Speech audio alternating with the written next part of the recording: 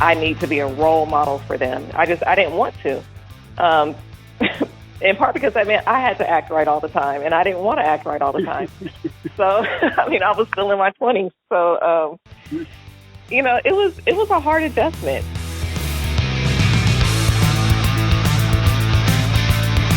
My next guest is a former track star who makes no bones about the fact that she grew up on the track and continues to grow as a successful track coach and girls coordinator. I will introduce you to Coach Karmen Sanders right after this.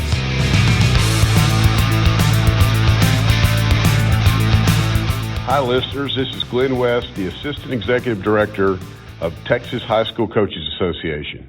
It's time to register for coaching school. This year's coaching school will be held in San Antonio, July 21st through the 23rd. And in addition to the 250 lecture hours that we offer, we'll be adding a second turf field that will allow soccer, baseball, and softball demos. Tennis, aquatic, and golf will be off-site for one day of exhibits as well. Basketball court will be moved from a half court to a full court. You're all not going to want to miss this. You can find information of coaching school and hotels and membership renewal on our website at thsca.com.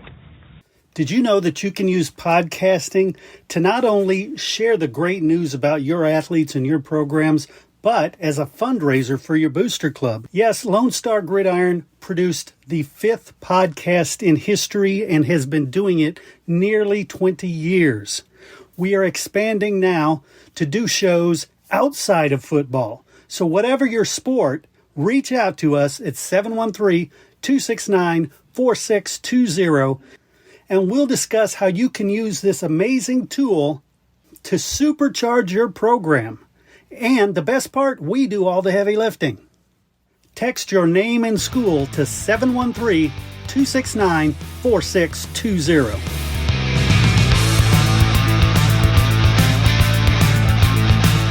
All right, everybody, join me in welcoming Coach Karmen Sanders to the show. Coach, how are things today?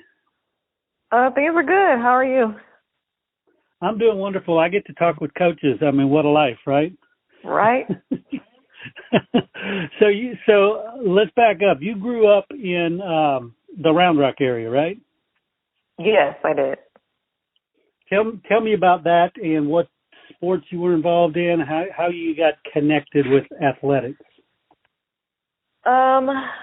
Well, I was actually born in Houston, but we moved to Round Rock when I was in kindergarten. So I just tell everybody I'm from here. And I'm a product of Round Rock ISD. I got into athletics in middle school at Cedar Valley Middle School. Tried out for everything, only made the track team. So I was just kind of forced into just being a runner. And I started taking it seriously when I got to high school. And I went to McNeil, graduated from there, and ran track there. And I ended up getting a scholarship to Lamar University as a jumper, a triple jumper and long jumper. And graduated from there and got into coaching. And so it's just kind of been something that's always been a part of my life. And I mean, it's something that it afforded me an opportunity to go to college. It afforded me my education. So it's just something I'm really passionate about and I want to pour back into because it did so much for me. Excellent. And did you come from a coaching family or were you like breaking new ground here? Breaking new ground. I was and still am the only coach in my family. Nice. And when did you decide you were going to be a coach? Was it way back in junior high or was it when you're off in college going, what am I going to do now?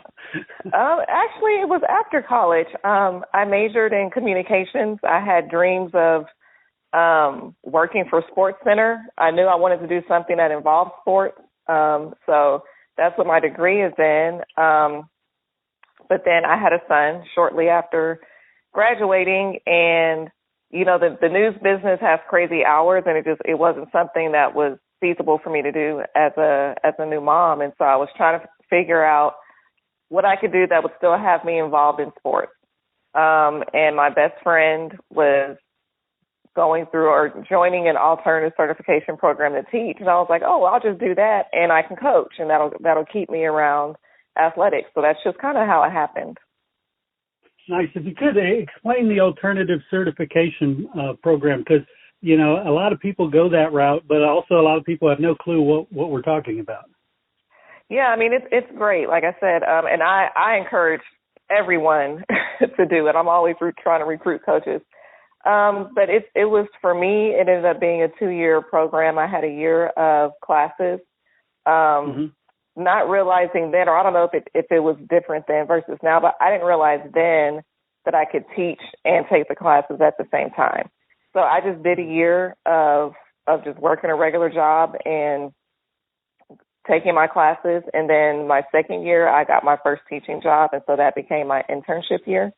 And so I graduated out of there in 2 years. But now, like I said, back then I didn't know if it was a thing, but now I know you can do it and take classes at the same time, teach and take classes at the same time. We've hired a couple of people in that situation. So, I mean, it's a good thing. It's basically a great fast track to changing your career when you want to change it. And I mean, we haven't had any problems out of anyone that we've hired from alternative certification programs.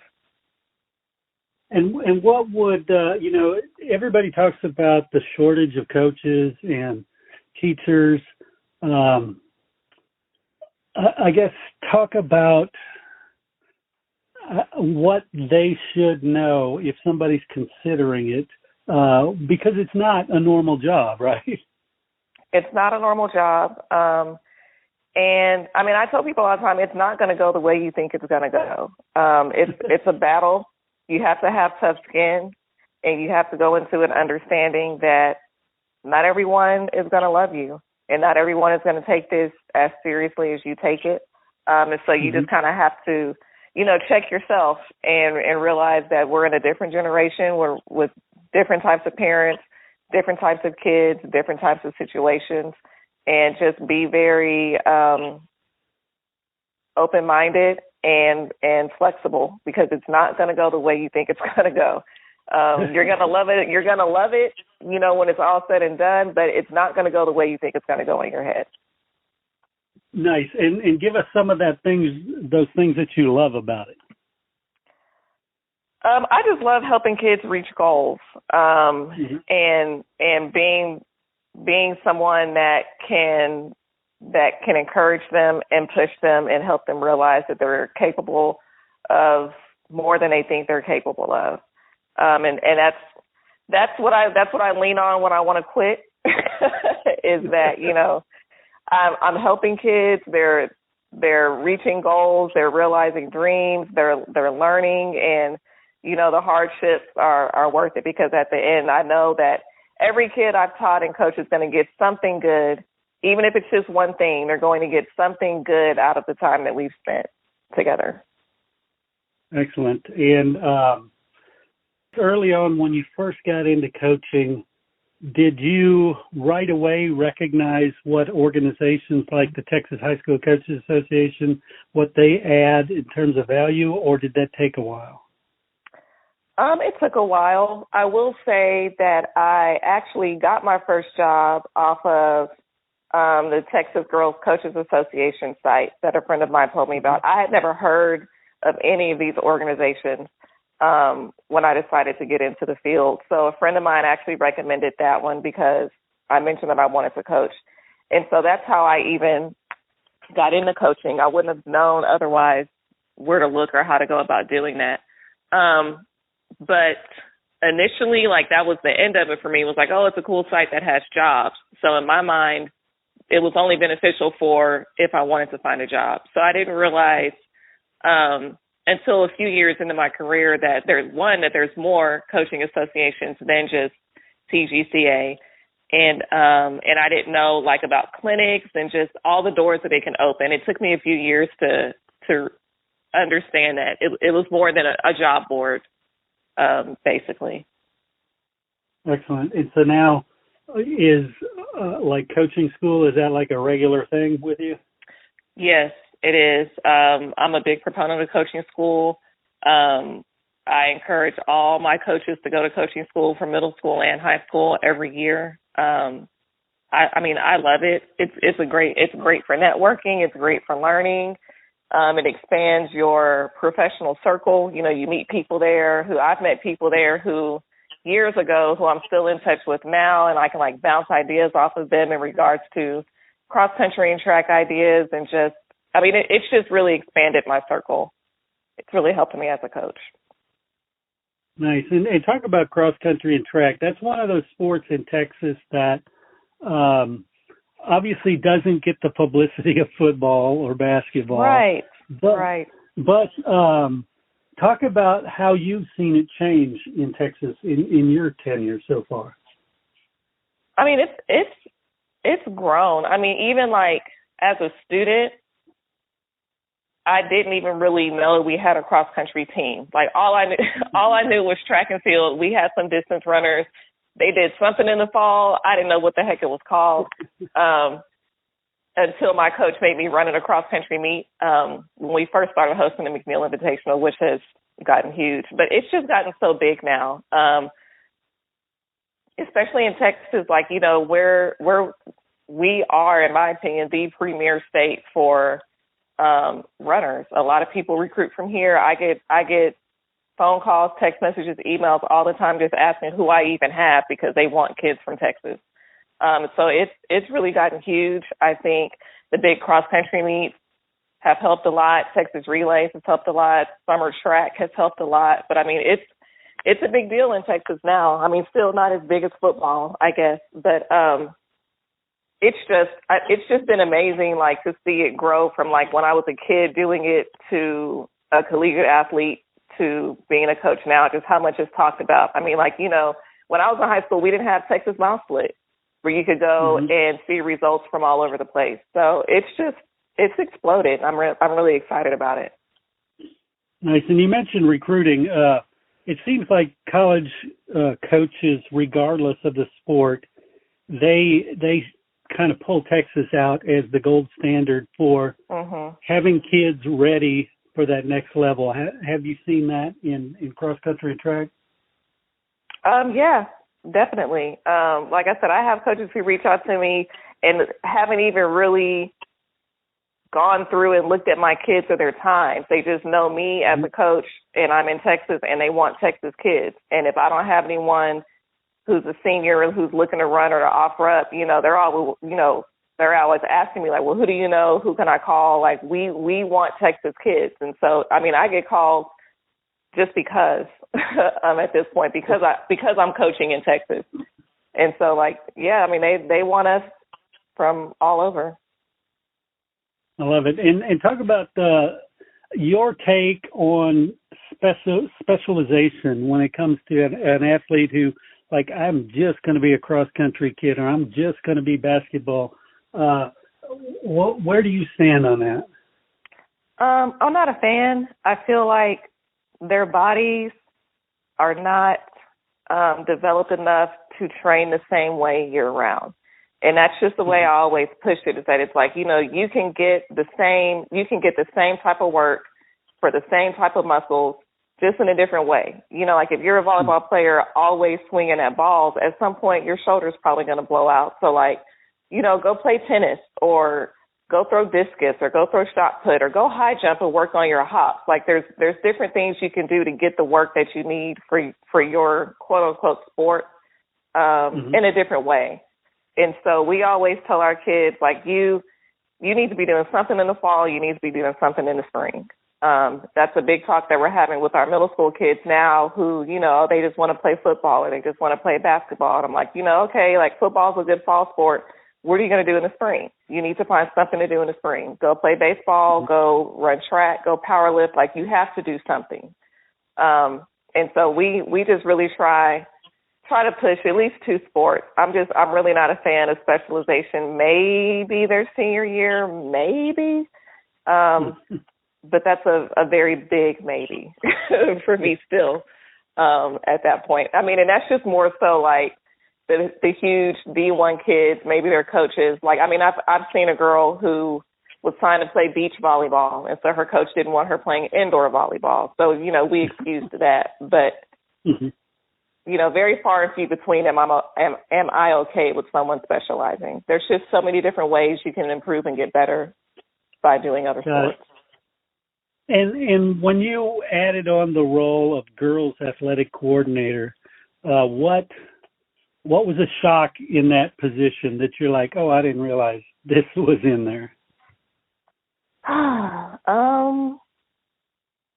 Managing adults, honestly. I mean, I guess because I've always been so self-sufficient, I wasn't prepared for, I guess, the neediness, for lack of a better term, of other adults, because I've just always been very self-sufficient. So, my idea of a girls coordinator was overseeing the other sports and make sure that they're okay. I didn't really take into account that I have to also oversee other adults and make sure that they're okay and that they're getting what they need, and helping them get those things. So it's been a journey. I feel I get it now. Like when I talk to my old bosses, my old coordinators, like it's a full circle moment. I get it now. And I get the importance of growing coaches. It's more about growing coaches than it is about me necessarily growing the kids in athletics. I understand now that I have to coach the coaches and grow them so that our kids can be coached better and grow. So it's been different, but I like it. Excellent. Yeah, and it seems like the further along you go in your career, the more it becomes coaching coaches. And then you have like the Coaches Association helping coaches help kids.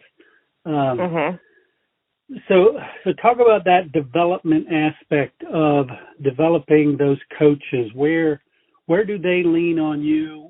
Where do you lean on them? Geez, that's such a loaded question. I think, they lean on me just, I guess, for reassurance. I always try to encourage them, like, you make your own decisions.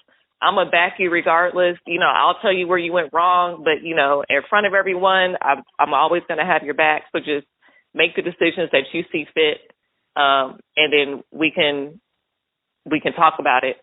And so for me, I get questions every day about something like, this is what happened. What would you do? This is what I want to do. What do you think about that? And so, I mean, that's pretty much where they lean on me.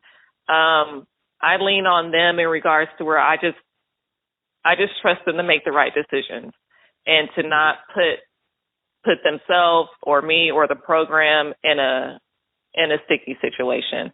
And it's very far and few between when I think we've had major issues with coaches making decisions about anything. And so it's just, I'm just there to answer their questions daily, give them advice, and just, I'm always finding stuff and sending it to them, even for any random sport. Like I get random emails about clinics or articles, and I'm always shooting those out like, hey, don't know what this is, don't know if you need it, but I got it in my email inbox, so now you do too. And just finding clinics and stuff for them to attend. So, I mean, I give them as much as I can give them. And I think that's just kind of what they depend on me for. It's just giving them whatever I have to give. Got it. And then what about any of the challenges or obstacles that you've overcome in your career thus far? I think the first big obstacle I had to overcome was understanding, like as a cross country and track coach, that this isn't always what these kids want to do. Like track was all I could do. I had all my eggs in that basket, and I was running for money. I was trying to get a scholarship, and so I took it a lot more seriously than a lot of kids do, at least in my early career. And so I had to understand that, like, they're not running track for scholarships. They're running track because they don't want to get fat, or because their friends are running, or because they just don't have anything else to do. And so finding ways to motivate them and keep them wanting to improve and get better was hard for me initially, because I was like, if you're not running for a scholarship, what are you running for? But that was when I was like 25, so I didn't know any better. But that was my first big obstacle to overcome, was just figuring out how to motivate kids to run who were really just running for fun. And in the beginning, didn't really care if they did good or not. This was just what they were going to do for the spring. So having to navigate that was personally hard for me. I think another big obstacle I've had to overcome is myself. I'm a super critical person. I want everything to go the way it's supposed to go. And so finding the joy, keeping the joy and finding the good parts of what I'm doing instead of always looking for what I can do better has always been an obstacle for me. And just learning how to navigate that.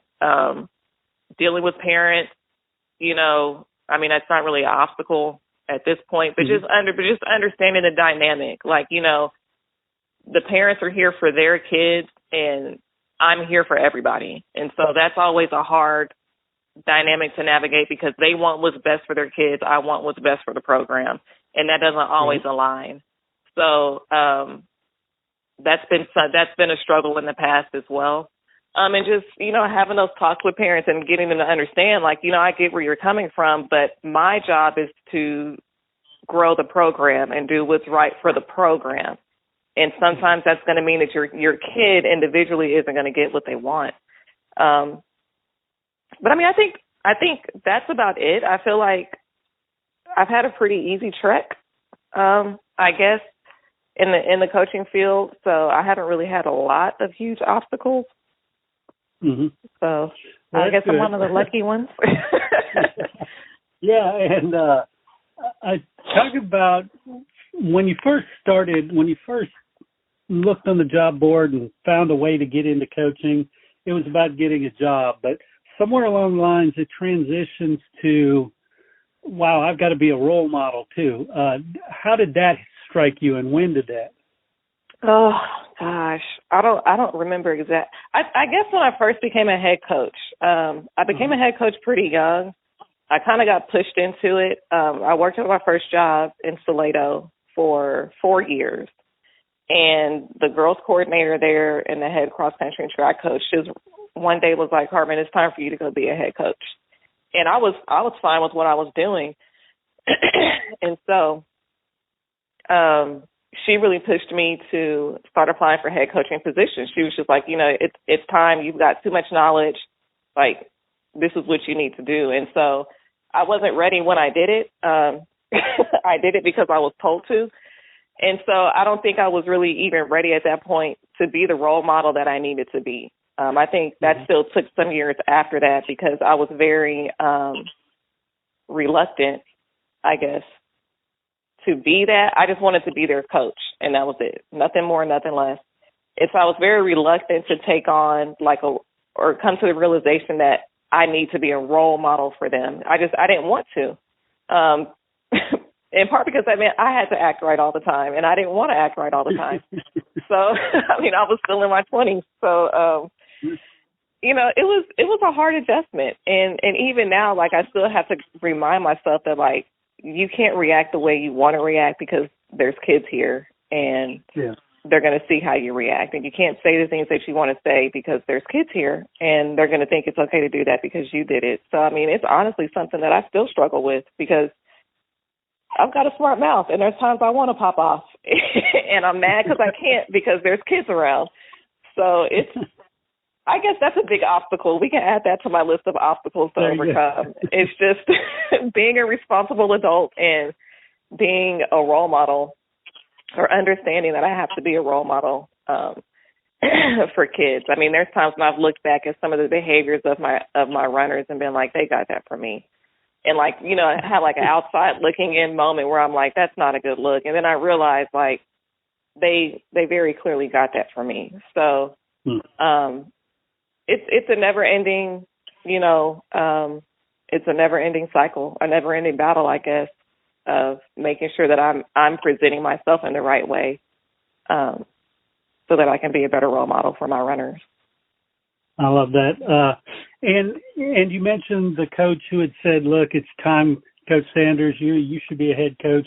Talk about some of those people who were major influences in your career. I've got three. The first was my high school track coach, Tracy Neely. I didn't know what it meant to work hard until I had to run for that woman. But it taught me a lot. And I've utilized a lot of things from her just in life. Not even just in regards to running, but I felt like I learned so much from her about what it's like to just have to be a strong woman and find your way in a man's world, and to show and like to have to prove that I'm capable. I think I really got that from her and my mom, of course. But in regards to the education field and coaching, I got a lot of that from her. My first boss was Cindy Mawhinney. She's the one who forced me out of Toledo to go be a head coach. And I think I reference her a lot in regards to like, how do I react to this situation, or what do I do? Like, what would Cindy have said? What would Cindy have done? What did Cindy do to get everyone to buy in? Like, I reference her a lot, and just in regards to just being a quality coach.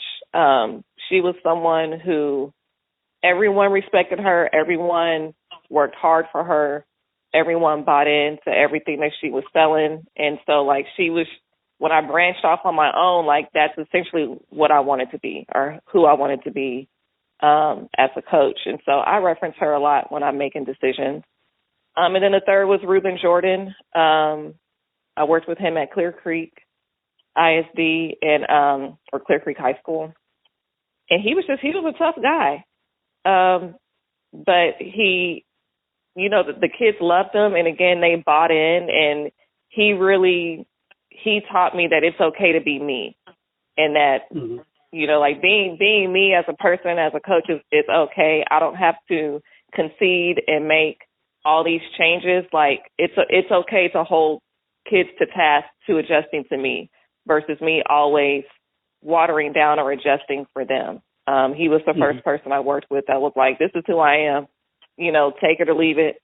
And so I got he helped me find my identity as a coach, and gave me the confidence to believe in that and to stand on that and let that be the foundation instead of always flipping and changing for the kids. So those are my main three big influencers. I love that. I love the fact that 2/3 of those mentioned are women, and because women get the knock for being catty and having the claws out against each other. But talk about how that's different when it comes to sports here. I mean, I think in sports, at the end of the day, we all want to see each other win, and so there's no reason for us to be catty, because we all see what's happening in the field. We all see that there's far more men coaches than women coaches. Growing up, I don't think I ever had a male coach. But now, you have male head girls basketball coaches and male volleyball coaches. So it's almost like we see ourselves getting phased out, and we don't like that. And so we've resorted to helping each other out more, because we're needed. Like these young girls, they need women to look up to. These minority girls need minority women to look up to. And so now it's just about helping each other out and making sure that we're all good and that we're able to stay in the field. And, we're not in competition with each other, because we know we're all needed, and there's a place for all of us. So there's no need to be catty, because there's always going to be a spot for me as a coach somewhere. I don't need to knock someone else down for that to happen. So I think, the optics of it have changed, and we're just more willing to help each other out than not at this point. I love that. And a lot of people want to focus on the negative. So I want to close things out by asking you, what are some good things that are happening in athletics, in track and field, cross country, you name it? Oh, gosh, so many. Like I said, I think the sport is growing. I think that sports are getting more recognized. There's more ways to see the accomplishments that these kids are accomplishing. There's flow. What is it called? Flow Sports TV. Like I see clips all the time of kids running. Like I feel like I've never missed out on a grand event or a great time in track and field or cross country because it's online. I'm always going to be able to find the video. I'm always going to be able to see the results. I'm going to get to see the interview after. There's just so many different avenues to keep up with these kids, and I think it's a great thing. And I think it's helping kids want to be in sports more because they're seeing the recognition and they're starting to reap the benefits of it more. I think, there's a shortage, but I'm personally experiencing a lot of younger adults wanting to get into the field. And so I think the tide is finally turning and we're going to start back to trending upwards in regards to having more coaches and having more young people coaching. I have a lot of people reaching out asking for help to get jobs.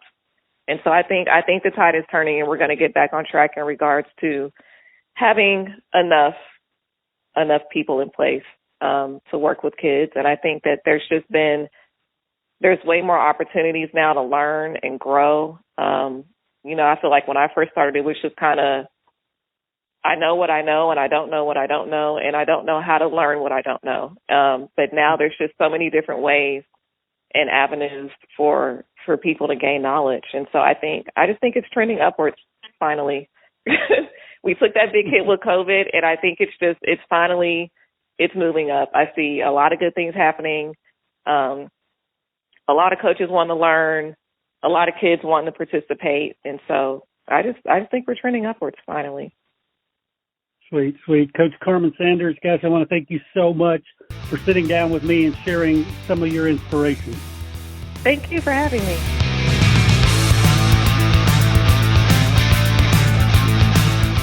The interviews in this show are brought to you by the Texas High School Coaches Association.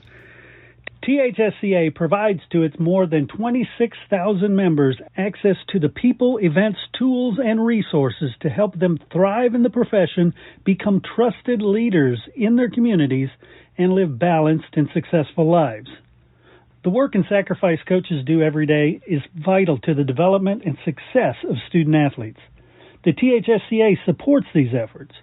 We fight for every coach, provide them with the connections and resources to improve their lives, and help all student athletes throughout the state enjoy lasting success. The mission statement is simply this: to help and serve Texas high school coaches as they work to help and serve student athletes. Helping coaches help kids. For more information on the THSCA, visit www.thsca.com. Hey, of course, I want to thank our guest, but I also want to thank you. I want to thank you for giving me what I consider the most valuable thing you can give, your time and your attention. And I know you don't do it to hear me. You hear it for the great messages provided by the THSCA. And hey, if you'd like to associate your company with the THSCA and the Coach's Call podcast, limited sponsorship opportunities are available. You can reach out to me, Chris Daly, 713-269-4620, or head over to my website, freshmediaworks.com. Once again, thank you so much for supporting Texas high school coaches. Please share this show out to everybody you can so that we can help share these important messages. Thanks again, and we'll catch you next time on The Coach's Call.